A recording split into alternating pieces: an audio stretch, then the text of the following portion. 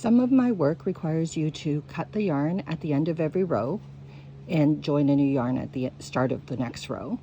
And in the end, you're going to tie all those tails to form a fringe. And here I have them tied nice and close to the edge, but when you're working, you tie them loosely because you want the edges to be tied nice and tight. So here we have some that are tied loosely, and we're going to tighten them up now. And what I do is I start at the top and I pick up each tied tail. So there's one, and I put it on my finger. And I just go down and I pick them all up and put them on my finger. And you'll see all the tails of one color are on one side of the work, and the tails of the other color go on the back of my finger.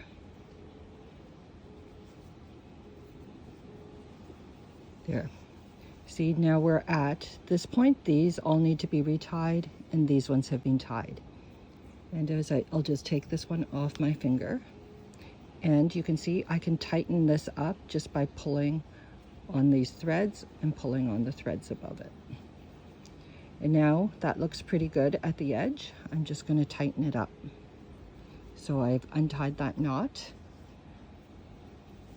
and I'm going to retie this.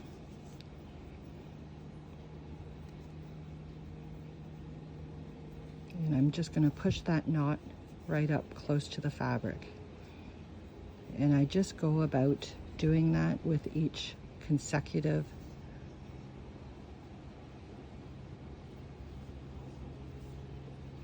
tail pair.